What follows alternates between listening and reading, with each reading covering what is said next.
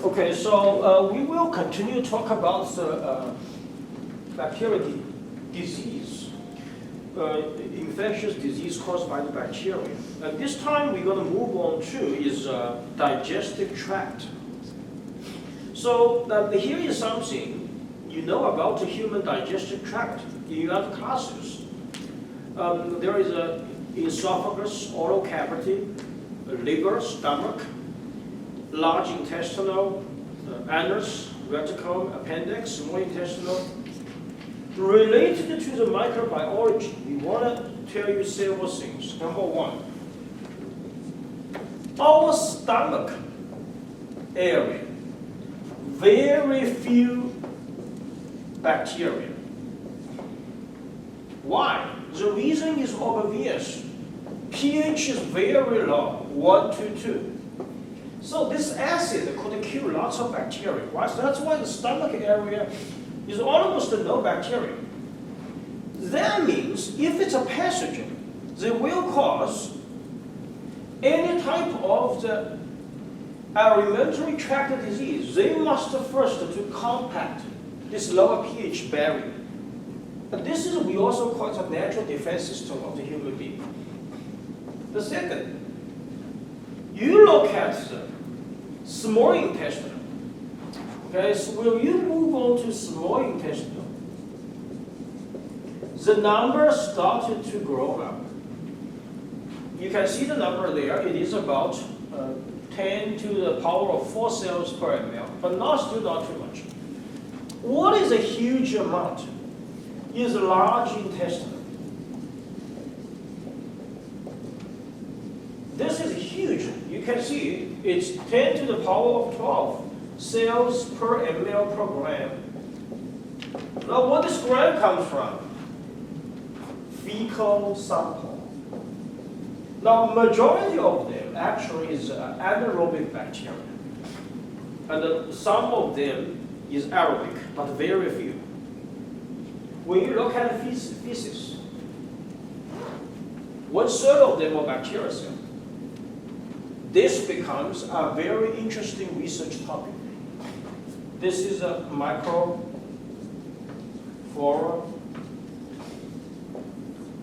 16S RNA biotechnique.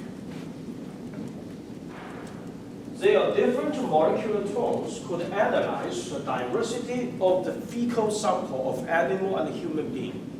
The new research think about is not the heart or the brain is the center, is actually the bacteria in the large intestinal area, is the center of your body. They could regulate, transfer the signal to all kinds of the places. This is relatively new, but it's very interesting. So lots of the research they do, they feeding the animals with different biological activity compounds. Then after a certain time, they take up the fecal sample, they draw out of the DNA, RNA, they run the PCR, run the sequencing, then they will see the proficiency diversity of the bacteria.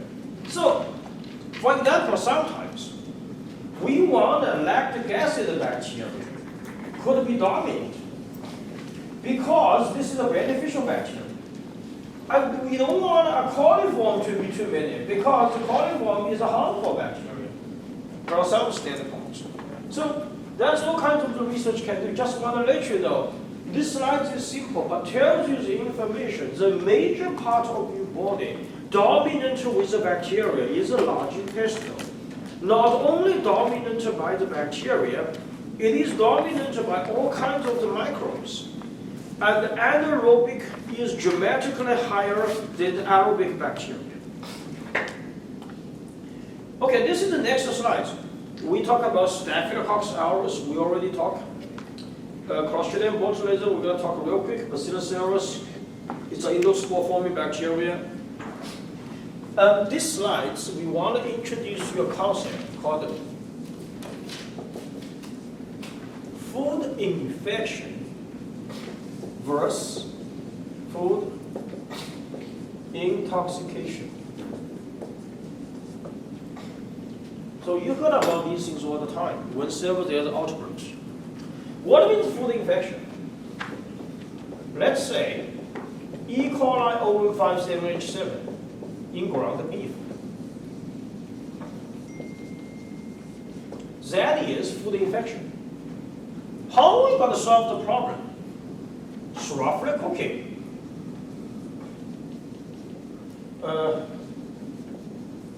Usually we recommend you to cook to the internal temperature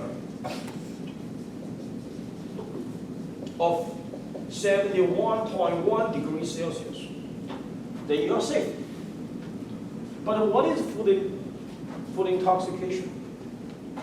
This is talk about is a toxin. So what this means, if there is a food intoxication happens, heating may not solve the problem because most of these are heat resistant. In other words, what means food infection? You're eating bacteria. What means food intoxication? You are eating toxin. Most of the time, this is endotoxin. This is exotoxin. This is heat liable, this is heat resistant. Let's say salmonella is the same thing. Where this endotoxin comes from? Lipopolysaccharides, LPS. So that's a very basic information. Now, the slides which are listed here by Staphylococcus aureus, Clostridium botulism, Bacillus cereus, you have nausea, vomiting, diarrhea. This is all food intoxication belonging to this category. That's why I mentioned the chicken salads is a horrible material. Once you have it, 6 hours below, you have nausea, vomiting, diarrhea, headache, all kinds of things happens. And you said you cook it. Well, nobody gonna do it. If you cook it, the toxin will still there because you're eating the toxin. That's the key. So that's something I wanna mention. Now today's major work, we want to talk about a couple of slides, or lots of the slides. We will talk about is a group of the bacteria, huge topic. It's called Clostridium. So we want to folks talk about these things, which is Clostridium.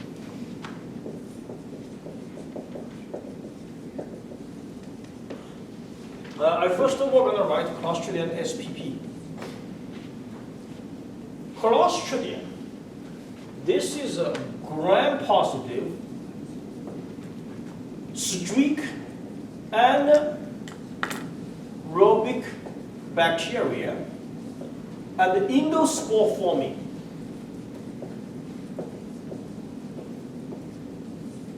This is really tough. What is anaerobic? There is no SOD, superoxide dismutase, and there is no catalase. They cannot hydrolyze hydrogen peroxide during the bacteria metabolic process. Endospore forming, which means you only use heating, you're not going to solve the problem because the spore will be there. Now, of course, there's a lot. So this pathogen, we call it biosafety level 3. It's a spore-forming bacteria. My lab cannot do it. Our precise buildings, the general microbiology lab cannot do it because we not reach that level. We are biosafety level 1 and biosafety level 2. So we want to introduce several of these species to you. First of all, Clostridium botulinum. To make sure the sphere is botulinum.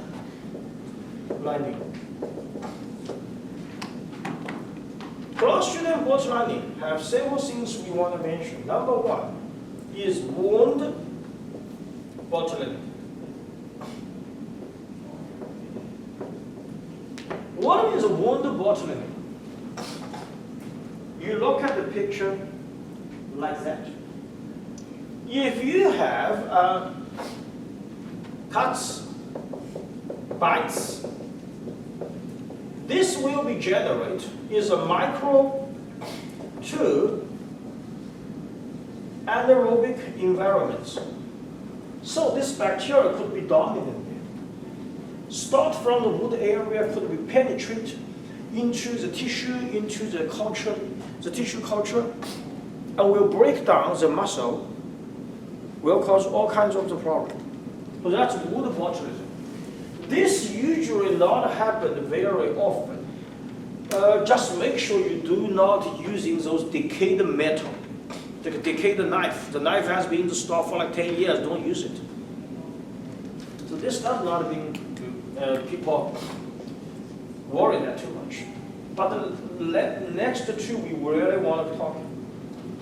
The second category is infant botulism.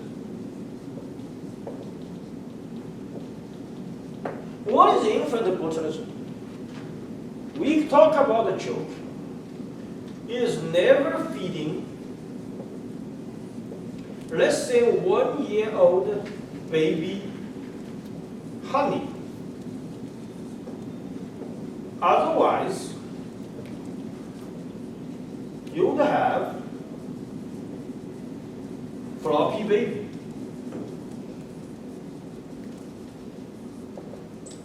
That's it, the floppy baby looks like that. The muscle is completely relaxing, not contracted at all.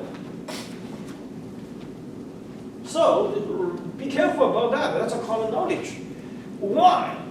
The honey is a very good reserve for Clostridium botulinum. And less than 1-year-old baby, their microflora, intestinal microflora has not been established. They cannot combat the dominance and the growing of the Clostridium botulinum. So, this is a common knowledge. You should know the less than 1-year-old baby, the newborn should never feed the honey. But what we want to talk about is food botulism. So food botulism related to one special food, which is called canned food. What is a canned food? Okay, I'm going to have a food which is canning. I put a beef stew. The beef stew, when you boil it, it will generate a beef extract. The beef extract is a great resource for the nutrition of the bacteria to grow. Now, obviously, you have a water there. That's not a problem. You have a water. Okay, then you put some tomatoes, carrots, tomatoes. That will be a canned food. This is one type. The second type, you have those pickles. Look at the pickles here. The pickles are these type of canned food. In the food microbiology area, we call it low acid foods. What this means, the pH less than 4.6, water activity around 0.85. This is a very good environment for the endospore to forming. So what we should do? There is a couple of things we could do. The first thing, lots of the time, people put lemon juice in. Because lemon juice could lower down the pH below 4.6, even 4.0. The second thing what we do is a high pressure cooker.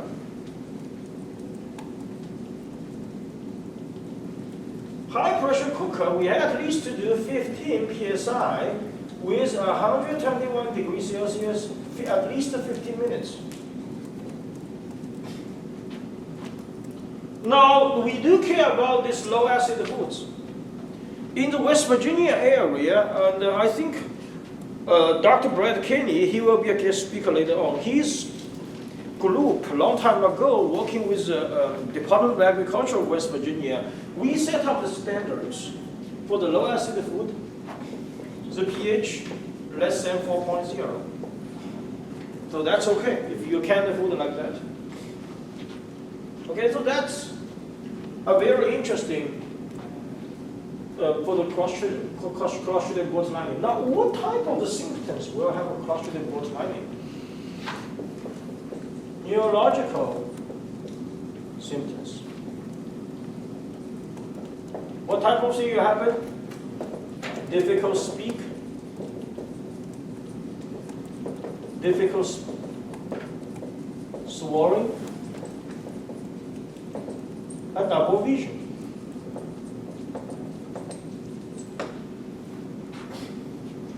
Now, once you have a Clostridium botulinum happens in the United States, what you're going to do? You need to talk to CDC. CDC is a branch in the south part is in Atlanta. They will be telling the Atlanta airport to ship in anti-toxin. And this toxin, it is actually made from the horse, so we call it anti-equine toxin. Before you use antibiotics, because the toxin, you have to neutralize it first. In the United States, the canned food, it is has A, B, E. E usually is typically for canned fish. Okay, so that's very interesting when we mention about this stuff. So you see all these examples. You have pickles, you have cucumbers, tomatoes, beans, those canned food. And you will see that has a floppy baby, and we'll talk about that later. Now, in the opposite direction, we had a Clostridium tetanus. This is what we mentioned about earlier. Clostridium tetanus, instead of you have a completely relaxing muscle, you have a tough, contracted muscle.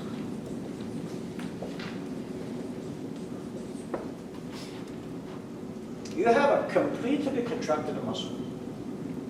And finally, people will be died. They cannot be breathed. We call it lock jaw. Now, Clostridium tetanus is very similar to the wood botulism. Most of the time, also coming from the cuts, also from the decayed field tools, knife, scissor, all those stuff. But in the United States, this should not be a problem because we already mentioned DTaP. Remember we mentioned about this? D, Corynebacterial diphtheria.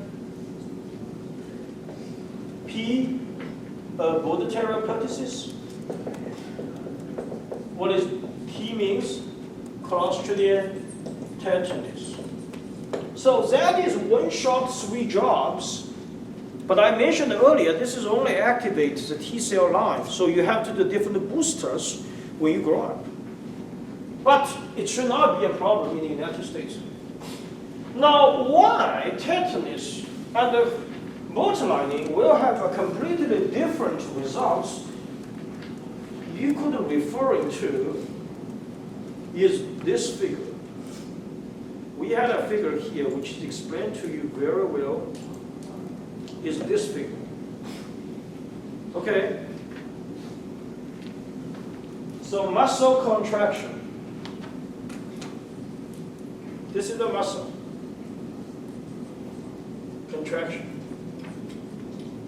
You need a chemical which is called neurotransmitter which is acetylcholine. Once acetylcholine go to the muscle contraction, go to the muscle, what we will do first? It could be a long story short, it could be a long story. They will affect sarcolemma reticulum. If you are animal science major, you should know. Acronym is SR. Is that right? What happened for the SR? The calcium will be released. And once the calcium released, what happened? They will transfer signal to the troponin C. This is a muscle protein. So the troponin C will be transferring a place to troponin myosin. Then what happened? There is a cross-link will be generated actin myosin cross-link.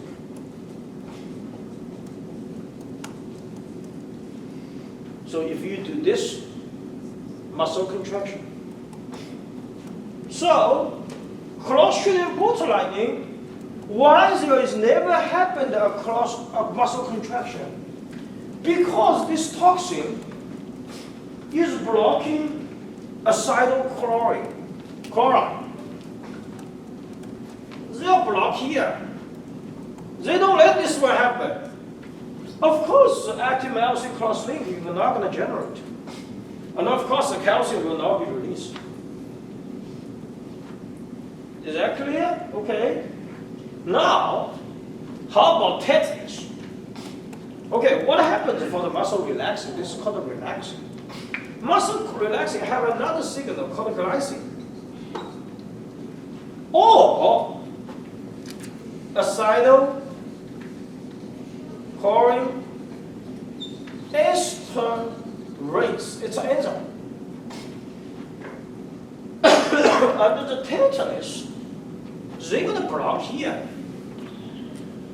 They don't generate any of the esterase. So they keep let your body generate acetylcholine. So the muscle is always contracted like this, never relaxing. Now, by the way, you should know, contracting and relaxing rely on what? Rely on ATP. Is that right? The ATP has to keep supplying. If the ATP is depleted, this will not happen. Because the active myosin cross-link has to need ATP to break down. This is the reason every animal, when you die, very similar to our growth curve. This is top called rigor mortis, RM. This is called onset time. This is called resolution time. The resolution time because protein surrounded the sarcomere Z line will be breakdown. And the onset time, the reason is, although the cattle has already been died, but they still have some residual phosphates, which is, we call it creatine phosphate. They will let ATP temporarily generate, ADP temporarily generate ATP. So something else, not really the microbiology, keep in mind, you can do this is because your body generates ATP, hydrolyzed ATP, coupled every single second. If anything interrupted, then I will become a meat. That's a completely different story, which is talk about the muscle to meat. That's kind of meat science class. So, long story short, why Clostridium tetani will cause lockjaw? Because it's blocked acetylcholine esterase. They let the contraction happen all the time. But why Clostridium tetani will cause floppy baby? Because they blocked the acetylcholine. They don't let you contract it. So the muscle is always relaxing. So it's a long story and it's also a short story. Okay? Okay, next one. I have a quick question. Yes? Does it bind to the receptor? Does the bacteria bind to the receptor, or does it actually block the acetylcholine or the acetylcholine? They will be binding to the receptor. Okay. They both have the receptor for that. Okay. That's a very good question. Same as E. coli 1578H7, it's a CB3 receptor in the intestinal area. That's why the toxin, Chicago toxin will happen.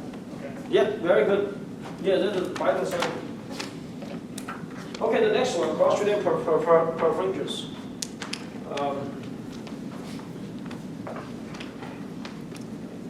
Clostridium perfringens. Clostridium perfringens are very typical symptom. You should know very clearly. It will generate a very special characteristics on the blood agar. You see a blood agar? Double beta hemolytic zone. So it's very simple to diagnose. You have people who have Clostridium perfringens streak onto the blood agar. You see the double beta hemolytic zone, 80% it is Clostridium perfringens. Clostridium perfringens has another very typical characteristics. Gas, gangrene. Look like that. The gas bubble is generated to block the blood vessel transmitter, so the tissue and organ is almost muscle is dead. This is what happened, yes. Let's say this is a muscle. This is a liver area. If you have a one sleek area about the muscle, this is anaerobic environment. Then the Clostridium perfringens can grow. Once they grow, what they do? In the anaerobic environments, what they do? Fermentation. They will do fermentation. What type of the products will generate the fermentation? Acid and the gas. So once the gas generates, what happens? These type of the muscle everything will be separated. Once the muscle separated, the gas will accumulate in this niche area. So more and more gas to separate the muscle. Do you think there's enough go to the liver? No, obviously. So you have those decayed organs and decayed tissues. Because they dig a hole, fermented, generate the gas, then more and more gas generates, they separate each single piece. And the pressure there will press the blood pressure, so there is not enough blood go to the liver or the other organs. So you're going to have those necrosis area, look like it's a damaged tissue, completely damaged. Okay, so that's called gas gangrene. Now, how we avoid it? And we talk about Clostridium botulinum. We need to do a very good job of canning food as a management. Clostridium tetanus is for vaccine. The DTaP vaccine can solve the problem. How about Clostridium perfringens? It's very simple but difficult to do. Avoid dangerous temperature zone. What is that? 40 to 140 degree Fahrenheit. It's very simple to remember. Which means keep the cold storage temperature cold, cooking the hot products enough heat, enough hot. 40 to 140 degrees Fahrenheit is a dangerous zone. This zone will favor Clostridium perfringens to grow. So that's something we want to mention. Okay, next one. This is something different. These three kind of related to the food microbiology. Okay, so we call it a food intoxication. But the next one is a little bit different. What is different? Clostridium difficile. This is not related to the food. Although recently there is a research showing it can be transferred to food products through the supply chain, through the environments. But originally, it's coming from a hospital. Clostridium difficile. So what is that? Clostridium difficile happened very often. Is old people, old patient in hospital with intensive antibiotic treatment. Let's say 70-year-old grandma had penicillin 7 days.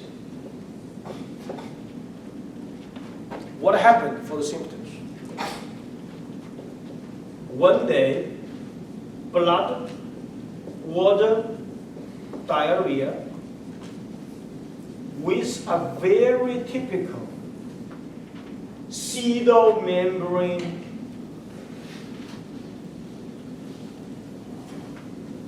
colitis. This pseudomembrane colitis happened in the colitis. You see those kind of white color. This is a pus, dead blood cell, white blood cell.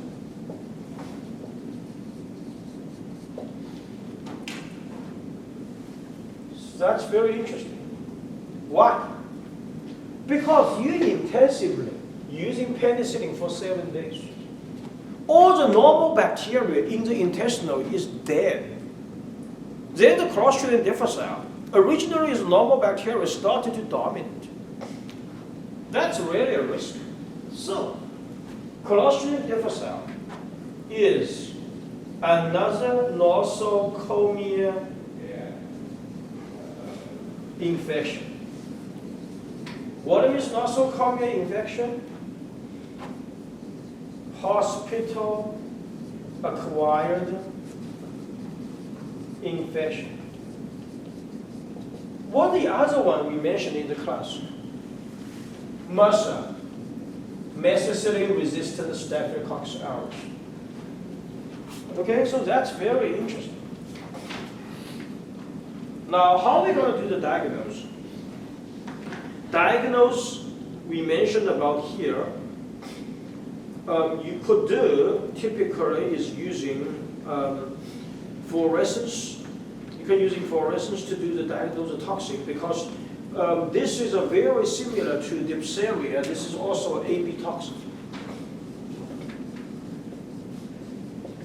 So A is toxin domain, B is transmembrane domain. Then they combine together, will generate AB toxin. Now, the very interesting topic here is that if people have a Clostridium difficile, what are we going to do the treatments? Number one, very ironic, use another antibiotics. This sounds ironic. Because the reason to cause Clostridium difficile is using one type of the antibiotics too much, very intensively. But I'm going to say I'm going to use another antibiotic. So sounds very ironic. Usually they're choosing vancomycin vancomycin. We will mention later, vancomycin, the attacking points to the cell wall structure of a bacteria is different from penicillin. So we will mention real quick next week sometimes. So that's out. The second one, if it's a mild symptoms, people use it usually drinking lactic acid bacteria or bifidobacteria. We call it beneficial bacteria. Said very simple, you could even drink yogurts. Now what's the idea? Because Clostridium difficile is already disrupting your internal structure of the normal bacteria. So we need to put the normal bacteria back. So we are adding lactic acid bacteria and the bifidobacteria. Third thing, if it's really a very severe symptoms, what are we going to do? Fecal transplant. This sounds horrible. Nobody wants to do it. That is put the poop sample from one person to another person. That sounds horrible. But we have to do it. Because the idea is you put a normal bacteria back. This passage is a very typical symptom, told you. Antibiotics cannot be abused to be used. If the antibiotics abused to be used, all kinds of things will happen. Now, this happens very often in the Asian countries.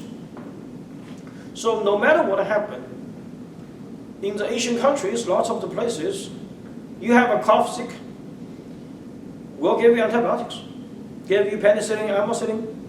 Well, that's good for the development of those antibiotics, but at the same time, the bacteria become more and more multi-drug resistant. So what's the problem? The speed to develop new antibiotics is lagging behind then the bacteria develop antibiotic resistance themselves.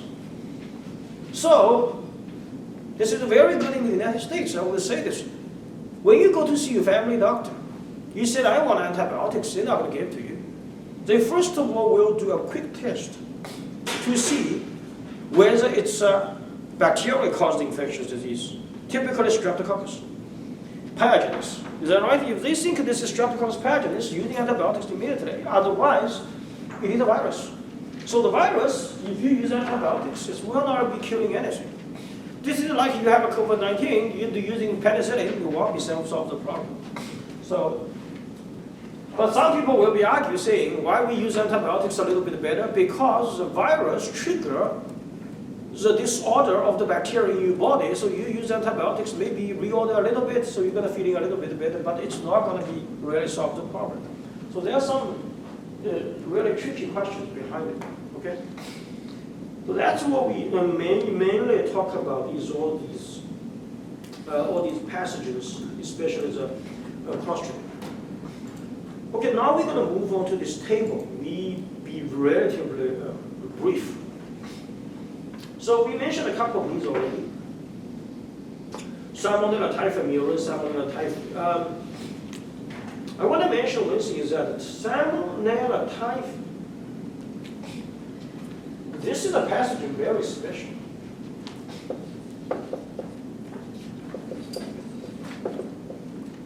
Most of the time we talk about Salmonella.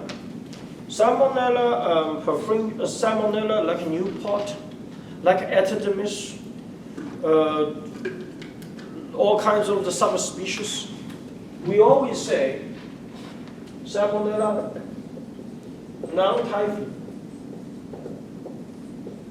But where you come from, the Salmonella typhi? This is come from a very famous woman called Typhi Mary. You can search Google. This lady is very interesting. Back in 1905, she is a bookkeeper and a cook in the New York City. So what happened is that she had symptoms, which is flu-like symptoms, coughing, sneezing, chest pain, all those. Whenever she go any working places, the people surrounding her will be died. And she never have severe symptoms. And finally, after like 15, 20 years, the NYPD, New York Police Department, have to do the quarantine for her. Strict quarantine. Well, she will be arguing it's attacking my human authority, whatever you call it. It's very interesting. After she's recovering, she go back to work.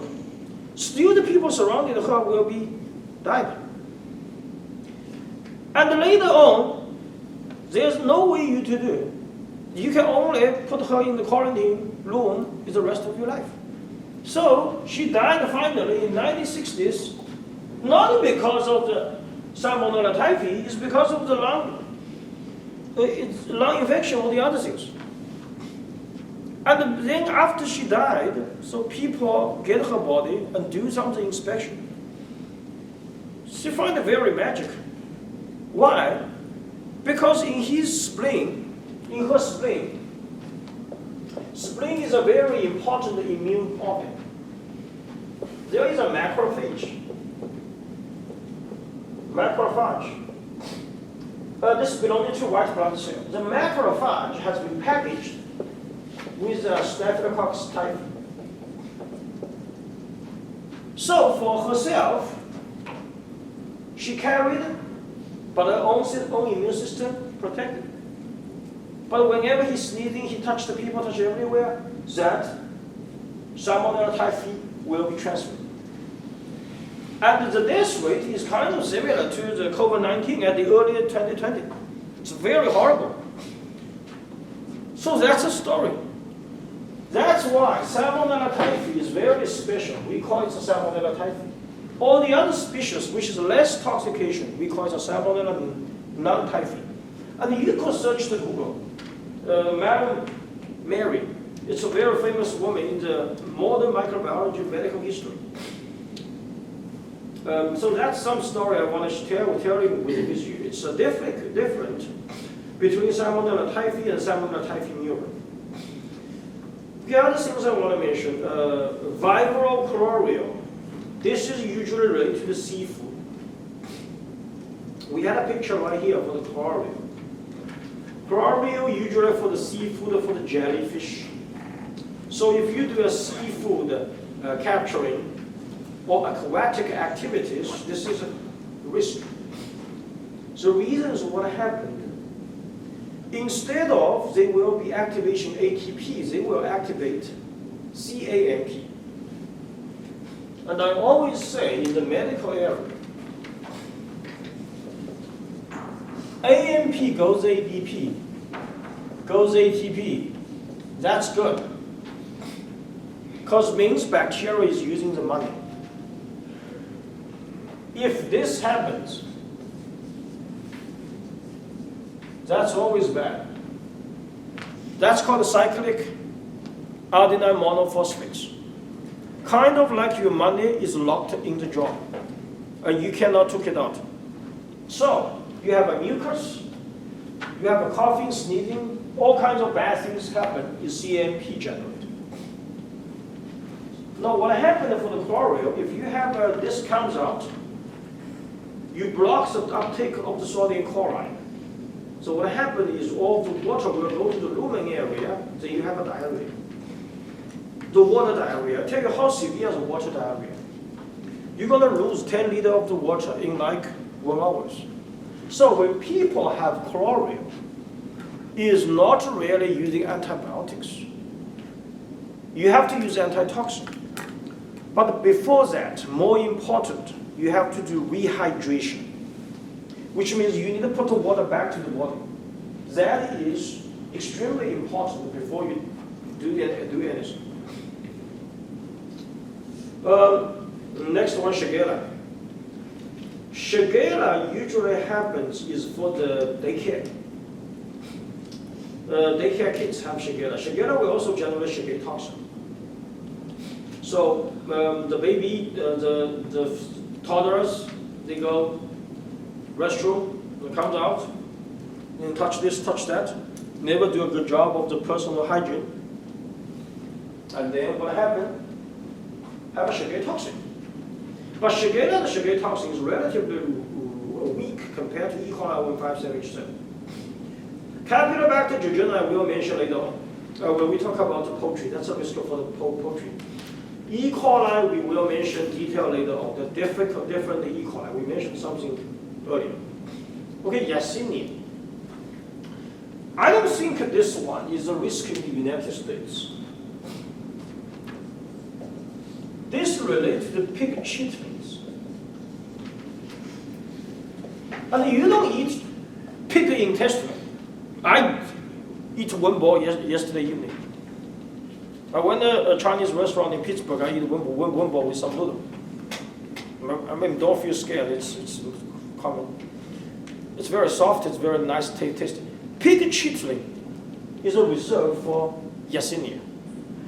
In the Asian countries, people do those as a food. But in the United States, people do not do pig chitling as a food.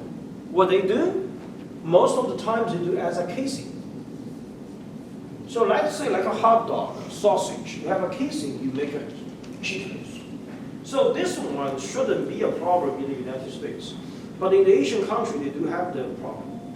Listeria monocytogenes we will mention later. This is related to the foodborne pathogen. Vibrio parahemolytic is the same thing. Slightly paralysis, not really, although the genome name looks like that. Peripheral difficile we already mentioned. Okay. Okay, last section. We want to be talking about this really quick, not going to be too long. This is what happened, is you do the dental hygiene. People have a dental problem. There's two reasons. Number one is genetics. So if your parents' teeth is not good, obviously you won't be very good. We have to accept that. Second is diet. Now, let's say I eat rice all the time and noodles. So what happened?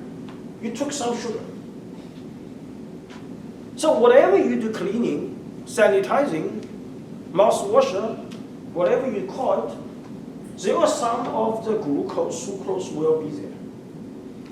And you know the mouth area is anaerobic environments. What will generate? Lactic acid, or all kinds of the acid. That's going through fermentation. What is a major material of your teeth? Right there. That's called enamel, enamel. Your teeth is major composed by enamel. Enamel is very liable to acid. So once you have a sugar in your mouth, if you do not clean it very good, in your oral cavity, it's a microalveolic to anaerobic environments, acid will be generated. Once the acid generates, what happens? The animal will be decayed. That's why you have those dental problems. Once you decay, what are you going to do? You need to immediately to see a doctor to seal it. But lots of the time it doesn't work really well. So that's a very brief picture showing you the sucrose and the plaque formation, what it looks like. Okay, so that's kind of thing. So we end up with here, about like 50 minutes, we talk about this second section. Next week, on Thursday, we will talk about sexually transmitted disease, chlamydia, syphilis. At the same time, I needed to give you some of the case study. We're going to do it in the classroom. Because otherwise, you may have a problem for the exam, even if it's open book. So we will practice like 10 questions. What are they? Imagine you're a doctor. You have this case in front of you. What type of the bacteria will cause? Okay, so that will be the plan for Thursday.